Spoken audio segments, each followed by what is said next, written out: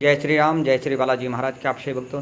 आइए भक्तों, वीडियो के माध्यम से आपको हर रोज़ कुछ ना कुछ नई जानकारी देते रहते हैं। सबसे पहले आप हमारे श्री बालाजी धाम खरखोदा यूट्यूब चैनल को लाइक करें, सब्सक्राइब करें और शेयर करें और इस जानकारी को अधिक से अधिक साझा करें। नवरात्रि चल रहे हैं, नवरात्रि हैं, माँ के नवरात्रि चल रहे हैं। बड़ा पावन पवित्र महीना है, बड़ा पावन पवित्र दिन है। माँ की इन दिनों में जो आराधना साधना करते हैं, माँ का ध्यान, माँ का पूजन जो करते हैं, उसका कल्याण भगवती माता दुर्गा जी क्षम करती है। माँ की कृपा उस घर परिवार पर, उस व्यक्ति पर बनी रहती है। तो आइए सबसे पहले आपको आज बताते हैं कि देवी कवच क्या है और देवी कवच का क्या लाभ है और देवी कवच के करने से क्या क्या फायदे होते हैं और देवी कवच कहाँ कहाँ उपयोगी होता है। दुर्गा सप्तशती आप लेंगे,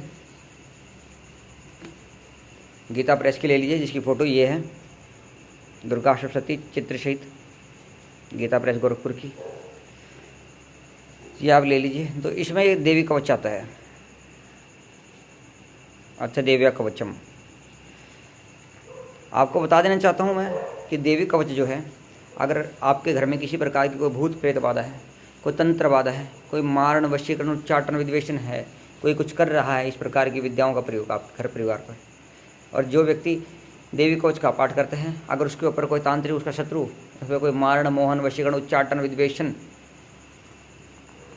या कोई भी घर में आग लगाने के लिए आग या बेताल या कैंची विद्या, घर में कपड़े कटना, पैसे उठना,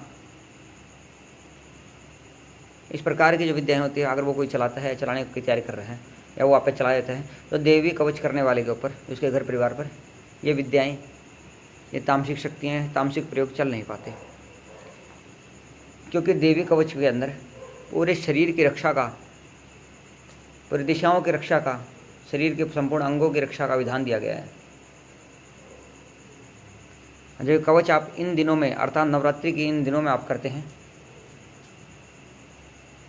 तो देवी की कृपा पर होती है, 9 दुर्गाओं की कृपा पर होती है। क्योंकि 9 दुर्गाओं का इसमें वर्णन है कि किस देवी ने किस स्थान की शरीर की रक्षा करनी है और किस देवी के पूजन से आपका किस प्रकार कल्याण होगा।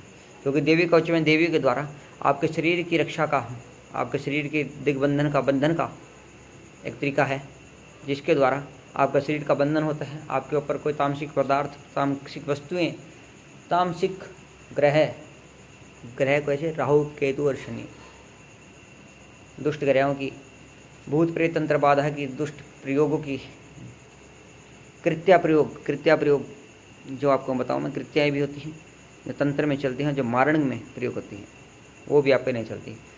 और देवी कवच को आप लगातार आप पाठ करें। वैसे तो देवी कवच का पाठ का विधान ये है कि आप 1 साल भर तक लगातार इसका सुबह शाम पाठ करें।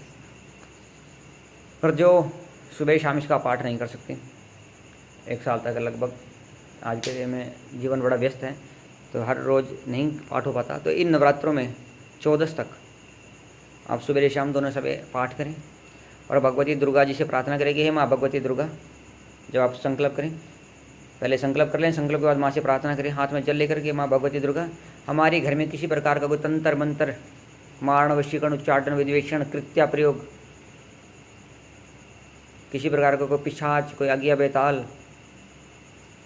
कोई कलवा, कोई शमशान की कालखा या किसी प्रकार की कोई अन्य विद्या है या कोई चला रहा है या हमारा कोई ज्ञात अज्ञात शत्रु, उससे हमारे घर परिवार की और हमारे शरीर की रक्षा करें। तो आप देखेंगे भगवती की शक्तियाँ, भगवती के दूतगण, भगवती की यक्षिणियाँ, योगिनियाँ आपकी रक्षा करेंगी गुप्त रूप से आपका साथ रह करके। और ऐसा नहीं है कि इसका पाठ करने से कोई हानि होती है। भगवती की पूजा आप किसी प्रकार से करें, सच्चे मन, सच्ची आस्था, सच्चे भाव से करेंगे तो आपको लाभ ही होगा, नुकसान कभी नहीं होगा। क्योंकि माता कुमाता नहीं होती, बेटा कुपात्र हो सकता है पर माता कभी कुमाता नहीं। माता किसी का बुरा नहीं करती।